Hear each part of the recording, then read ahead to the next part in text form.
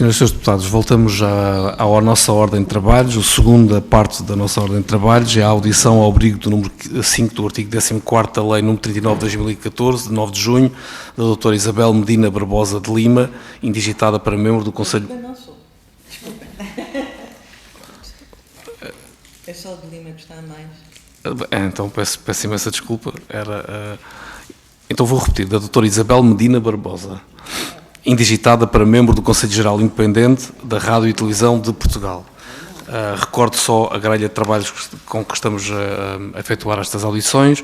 A doutora Isabel Barbosa terá 5 minutos para fazer uma primeira declaração, uma primeira apresentação, depois cada grupo parlamentar terá também 5 minutos e no final a doutora terá novamente 5 minutos para tentar responder às questões dos vários grupos parlamentares. Assim sendo, se não houver oposição de nenhum grupo parlamentar, fazemos aqui uma pequena depois alteração. Nós aqui costumamos começar com o maior grupo parlamentar da oposição a fazer as questões. Neste caso, fazemos aqui uma alteração com acordo de todos. Será o grupo parlamentar do Partido Socialista a iniciar. Sem perder mais tempo, dava a palavra à doutora Isabel Barbosa para a sua primeira declaração. Tem a palavra, doutora. Primeiro, boa tarde. Boa tarde, Sr. Presidente, e boa tarde, senhoras deputadas e senhor deputado. Eu escrevi porque não sou assim perita a comunicação oral, prefiro escrever.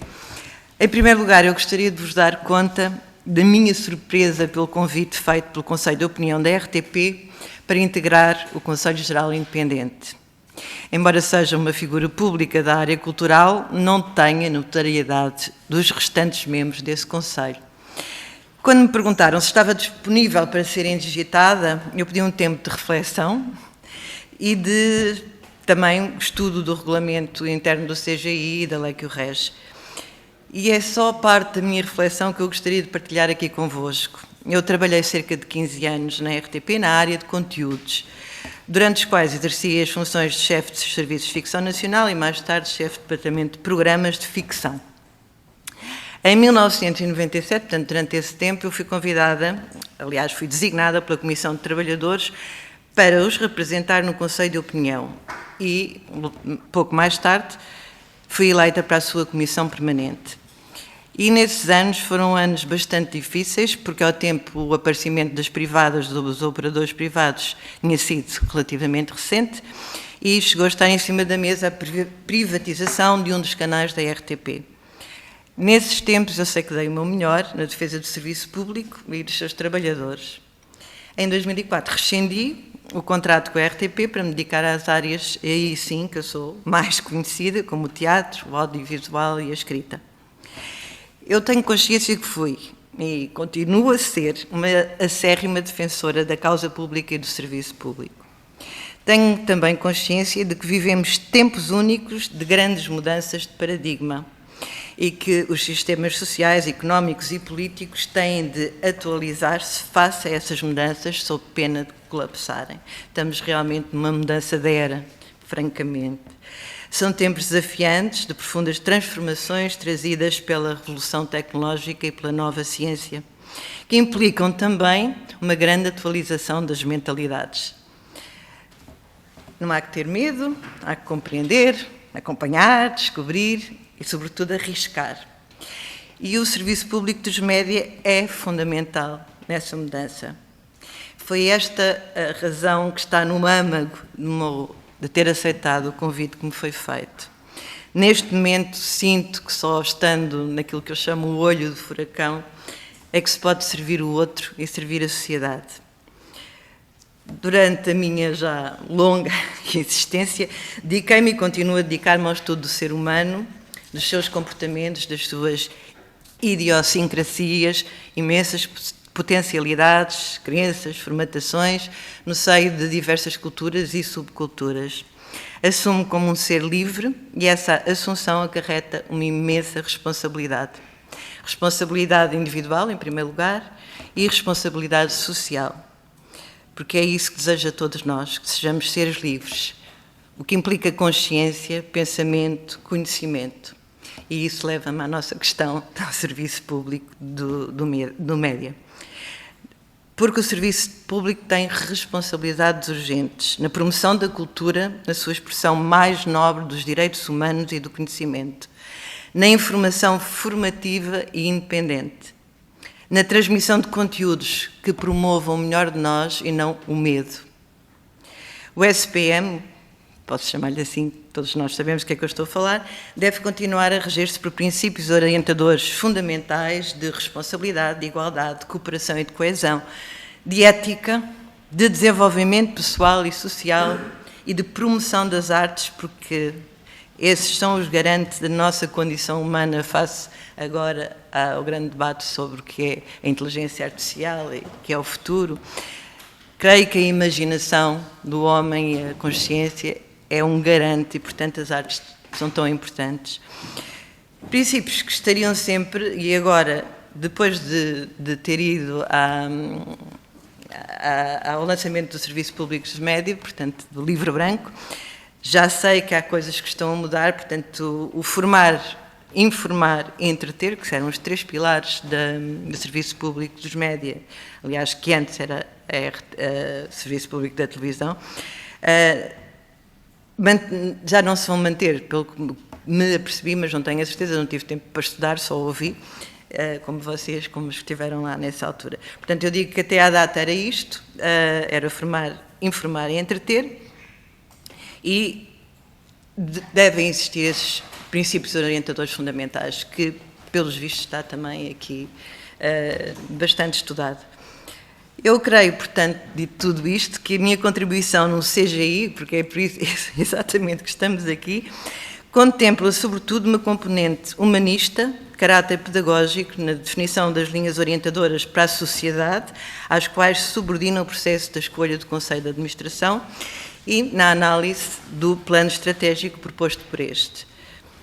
Ao aceitar integrar o CGI, pesou também bastante o facto de este ser um órgão colegial e agrega vários saberes, entre eles o jurídico e o financeiro, como devem compreender. Não tenho qualquer formação, nem sequer estou muito para aí virada. Sou defensora do CAV. Neste momento a CAV é realmente o maior financiamento da RTP e, portanto, defendo o CAV e nós temos uma CAV, contribuição audiovisual, bastante baixa em relação ao resto da Europa. Julgo que também as pessoas, se fossem se fosse explicado o que era a CAV, mas assim, em linguagem simples, não sei, através dos meios digitais, na própria programação da RTP, talvez compreendessem melhor, porque em Inglaterra, por exemplo, a BBC fez esse serviço de formação do cidadão para saber porque é que paga a taxa, porque realmente pagamos a CAV para podermos implicar-nos e responsabilizar-nos por esse serviço, para podermos fazer esse escrutínio, porque a televisão é nossa, porque estes serviços são nossos, não é?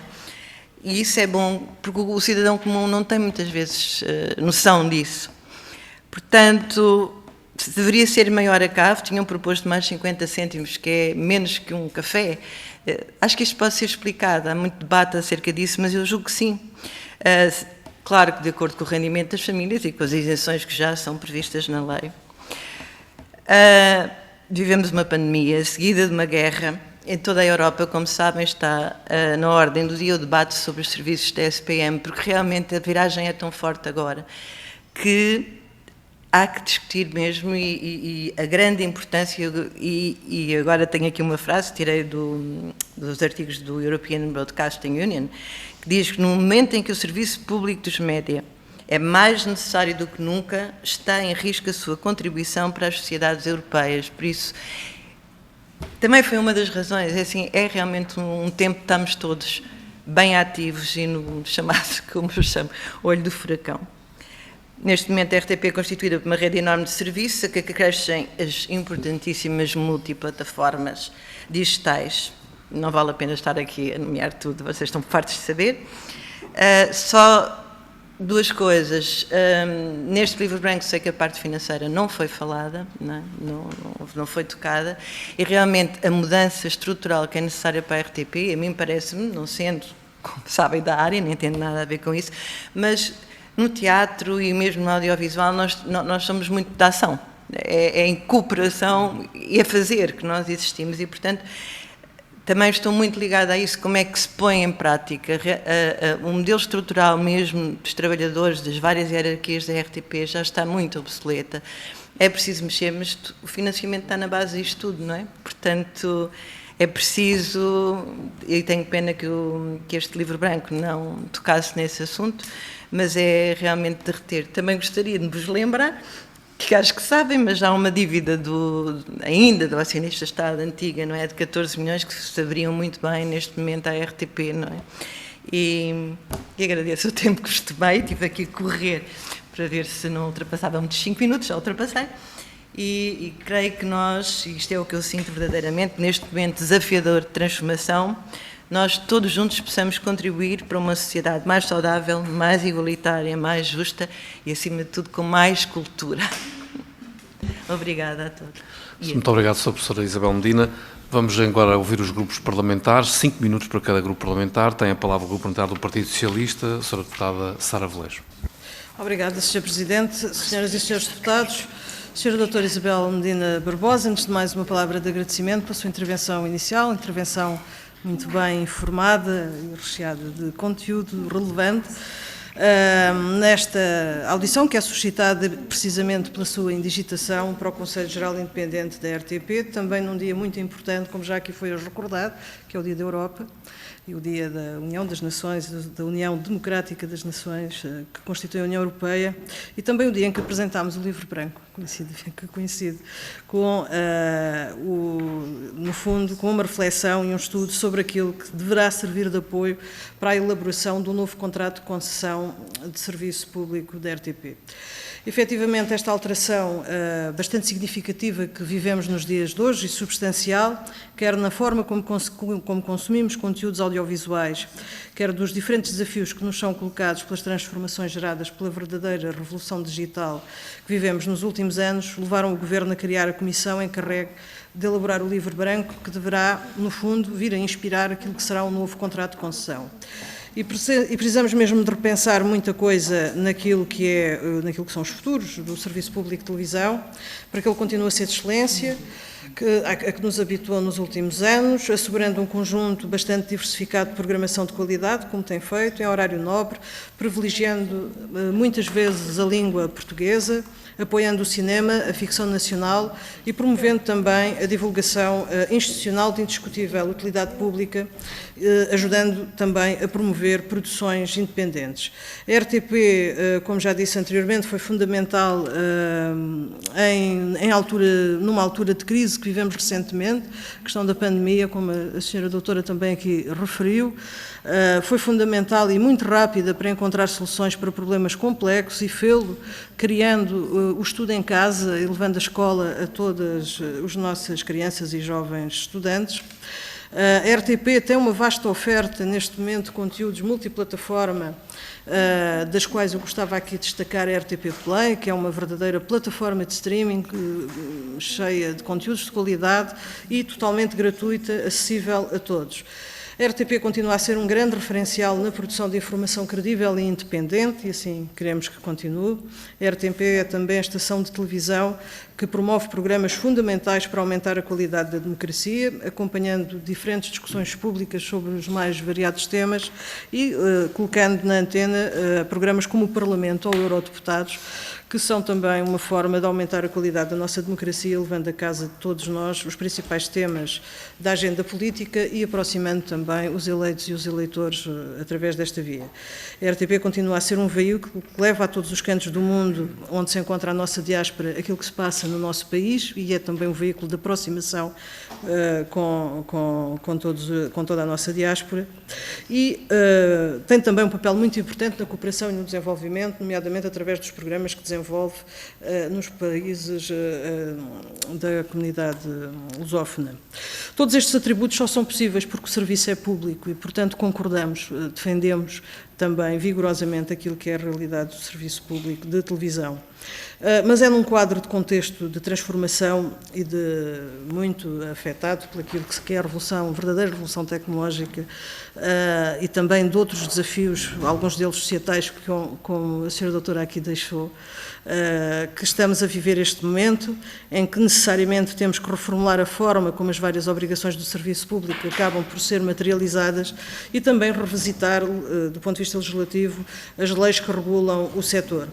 Assim, e no quadro destas transformações que a RTP tem necessariamente pela frente, aquilo que lhe deixava era a possibilidade, no fim, na sua intervenção, de poder comentar aqui um pouco também a forma como considera que o Serviço Público de Rádio e Televisão em Portugal pode vir a ultrapassar esses mesmos desafios, não querendo deixar de lhe expressar pessoalmente os votos das maiores felicidades no desempenho das suas funções, em meu nome, em nome do Grupo Parlamentar do Partido Socialista. Dizer-lhe também que não vou poder ficar para ouvir a sua resposta, mas vou ouvir a gravação, porque tenho um compromisso agora mesmo a seguir e vou ter que sair. Muito obrigada. Muito obrigado, Sra. Deputada Sara Velez. Dávamos agora então a palavra ao Grupo Parlamentar do Partido Social Democrata. Tem a palavra a Sra. Deputada Fernanda Velez. Obrigada, Sr. Presidente, Senhoras e Senhores Deputados, em nome do Grupo Parlamentar do PSD, cumprimento e saúdo a doutora Isabel Medina Barbosa, agradecendo a exposição inicial, que é reveladora do comprometimento que assume perante as funções que irá desempenhar no CGI. Este órgão de supervisão e fiscalização, como sabe, cumpre dar cumprimento às obrigações do Serviço Público de Rádio e Televisão, previstas no contrato de concessão celebrado entre a RTP e o Estado, e cabe-lhe definir as linhas orientadoras da empresa, zelar pelo cumprimento das obrigações do Serviço Público, supervisionar a prossecução do projeto estratégico e nomear o Conselho de Administração. Ora, como todos sabemos, é do interesse de nós a existência de um serviço público de rádio e televisão forte, capaz de chegar a todos os públicos através de todas as plataformas possíveis. Um serviço público de rádio e televisão assente no pluralismo, na diversidade, na igualdade, baseado numa programação não discriminatória, orientada para os diversos setores da sociedade, assente na coesão e integração nacionais, refletindo os valores comuns e servindo as necessidades e os interesses de toda a população e, muito em particular, das minorias sociais. Um serviço público de qualidade, que respeita a ética, promova atividades educativas, desportivas e culturais e que afirma a importância da língua portuguesa. É por tudo isto que o Conselho Geral Independente assume um papel tão relevante. E, nesse sentido, doutora Isabel Medina Barbosa, começo por lhe perguntar: considera que o atual enquadramento jurídico do CGI contempla os mecanismos suficientes para garantir uma tão complexa missão? De um modo geral, estão bem identificadas as situações de maior vulnerabilidade que a RTP enfrenta, a saber, o insuficiente financiamento, de que aqui já falou, e as baixas audiências a que alguns aludem.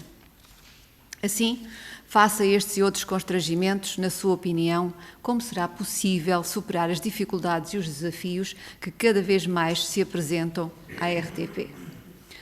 De acordo com o despacho número 192 de 2023, publicado no passado mês de janeiro, o Governo determinou a criação de uma comissão, coordenada por Felisbela Lopes, com a missão de apresentar ao membro do Governo responsável pela área da comunicação social, até ao final do mês de abril deste ano, uma proposta final do Livro Branco do Serviço Público de Rádio e Televisão, que foi tornada pública exatamente hoje, como aqui também já referiu.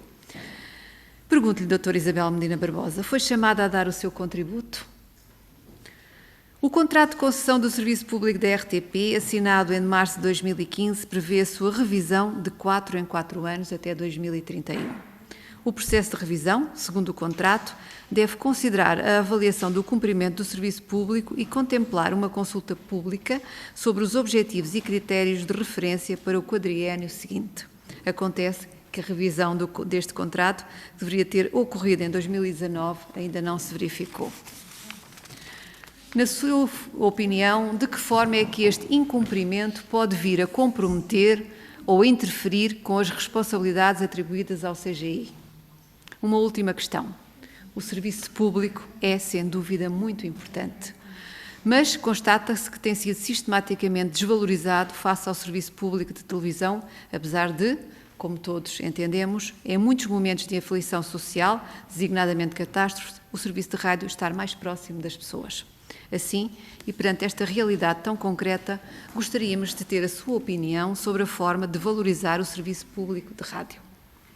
Termino desejando-lhe, em nome do Grupo Parlamentar do PSD, um mandato muito profícuo e que contribua decisivamente para o que todos ambicionamos: o desenvolvimento de um serviço público de rádio e televisão cada vez melhor e mais próximo do cidadão, quer no plano interno, quer junto das comunidades imigrantes e no espaço da lusofonia. Muito obrigada, Sr. Presidente. Muito obrigado, Sra. Deputada Fernanda Velez. Damos a palavra agora ao Grupo Parlamentar do Partido Chega. Tem a palavra o Sr. Deputado Jorge Galveias. Muito obrigado, Sr. Presidente. Senhoras deputadas, começo por agradecer a presença da doutora Isabel Medina Barbosa nesta comissão. Considerando que o Conselho Geral Independente da RTP é um órgão responsável pela supervisão e fiscalização interna do cumprimento das obrigações de serviço público de rádio e televisão da RTP, dar nota que o Chega defende que a RTP deverá continuar a ser uma empresa pública, mas editorialmente totalmente independente. Coloco-lhe, eu teria dezenas de perguntas a fazer-lhe, vou-me limitar a 4 ou 5 perguntas e passo a colocar-lhes. Como garantir que a RTP mantenha uma cobertura editorial e imparcial? Como avalia a qualidade dos conteúdos produzidos pela RTP e como assegurar que se subordinam aos interesses públicos e às expectativas dos telespectadores? Por outro lado, considera que a RTP, essencialmente a RTP1, é uma concorrente das estações privadas, vendo-se assim obrigada a ter uma grelha de programação dependente das grelhas da SIC e da TVI CNN? A produção externa é realmente uma alternativa em relação à produção própria? Perante a contínua evolução técnica e considerando os problemas financeiros da RTP, como vê o futuro da RTP no universo dos mídia? E, por último, a RTP, em termos financeiros, depende em cerca de 80% da CAV. A comparação do valor da CAV que se paga em Portugal, na nossa opinião, não pode ser comparada com o valor das taxas que se pagam noutros países da Europa.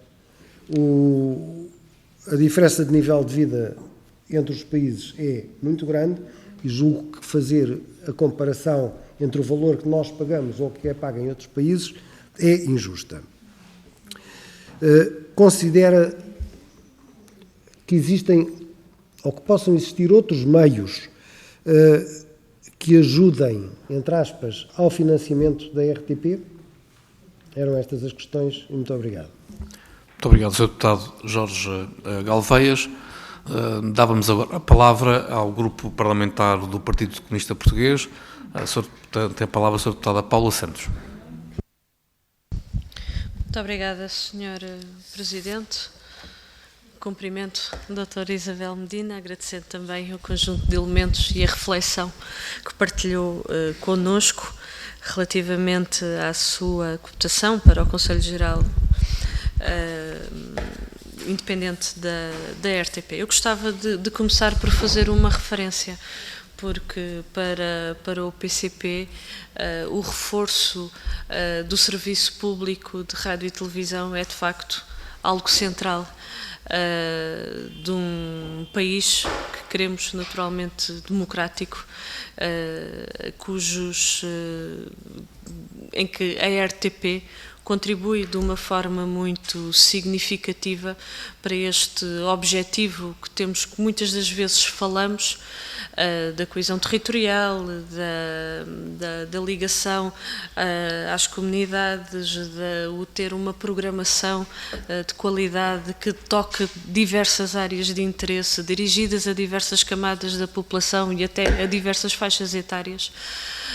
São de facto um conjunto de aspectos muito significativos, e para que isto seja efetivamente concretizado, há pouco fez referência na sua intervenção da importância de haver um financiamento E a questão, creio que é exatamente essa. Para que tudo isto seja concretizado, é necessário naturalmente criar as condições para que a RTP disponha dos meios que permita, de facto, alcançar esta que é a missão que a nossa Constituição consagra para o Serviço Público de Rádio e Televisão e que nós naturalmente consideramos que é assim que se deve manter e que devem ser reforçados os meios para que este Serviço Público de Rádio e Televisão possa de facto ir mais longe no plano dos seus conteúdos, naturalmente tendo em conta os tempos que vivemos e as exigências que se colocam no plano da inovação e da inovação tecnológica, mas que permita de facto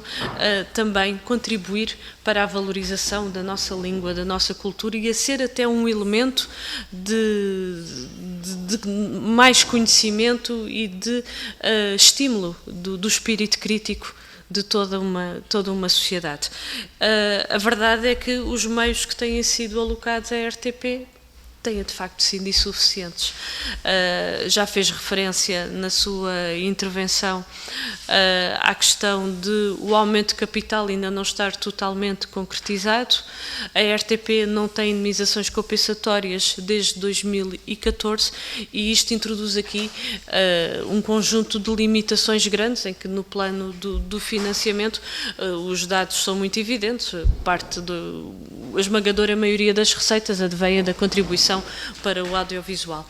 E este era um primeiro aspecto que gostava de ouvir. Aliás, já fez diversas referências sobre as questões de financiamento, mas não se deveria procurar encontrar um modelo de financiamento que efetivamente garanta qualidade, que garanta pluralidade, que garanta independência. Não estou com isto a dizer que se deve eliminar a CAV, não é isso que nós estamos a colocar, mas neste esforço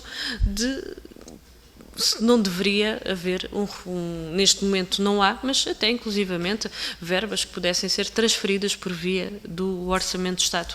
Na nossa opinião, não é isso que coloca em causa a independência da RTP, porque naturalmente com os instrumentos é possível garantir que o assim é e nada impede que não possa haver esse reforço de financiamento.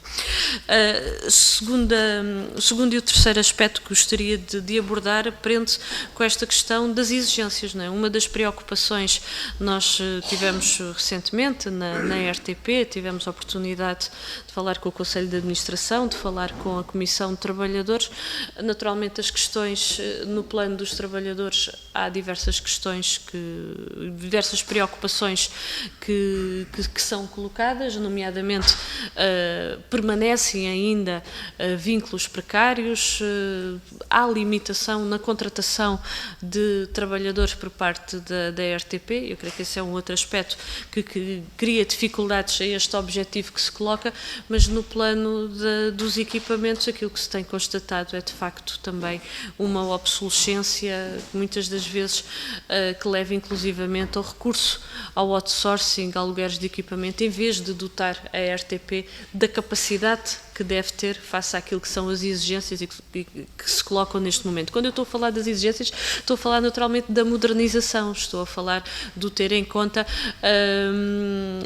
o digital, estou naturalmente a falar de um conjunto de aspectos que, obviamente, a RTP também tem que estar presente enquanto serviço público que queremos que se queira continuar a existir e a prestar este papel que é tão importante para a população.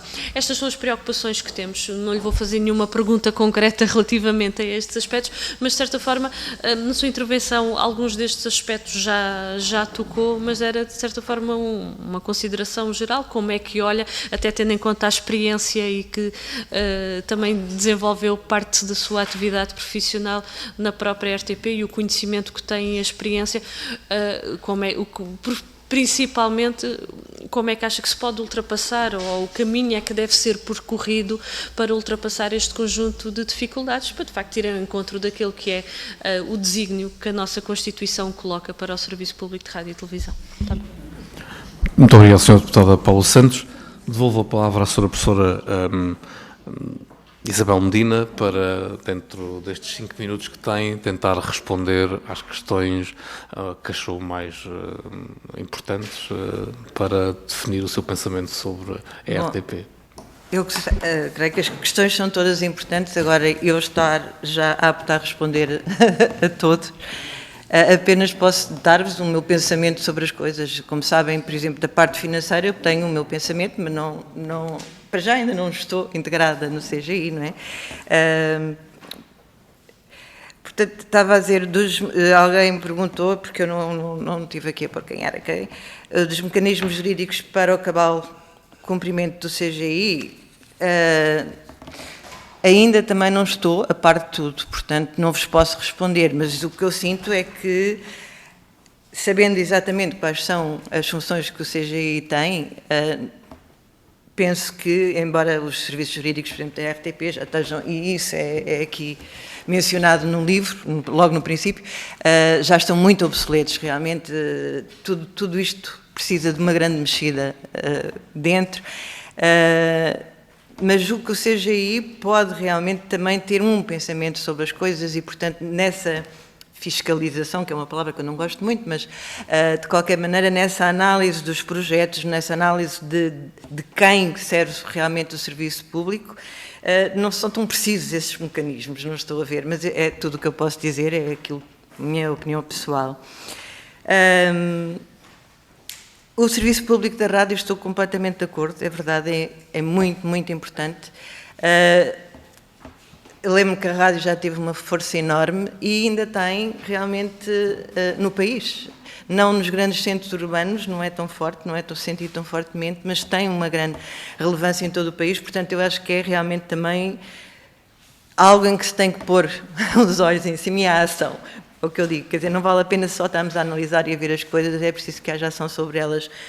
Portanto, sim, mas creio que o próprio CGI tem consciência disso, de que também que a rádio é um dos fundamentais mídia para onde se deve intervir também, obviamente.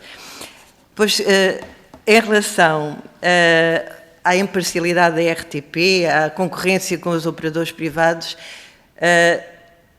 na informação, por acaso achei bastante interessante falarem de uma agenda própria, acho que sim. Acho que a informação deveria ter uma agenda própria e isso, nós como telespectadores, acho eu, todos nós sentimos que está bem que não há o sensacionalismo que existe nos outros, mas muitas vezes abre-se com a tragédia, que são palavras que isto na mente humana, na mente do espectador, é muito forte. E como o medo neste momento, porque estamos numa altura de realmente mudança, e o medo é uma das coisas que estão muito a ser cultivadas nas pessoas, e as pessoas estão realmente com medo, foi uma pandemia, agora é a guerra, não é?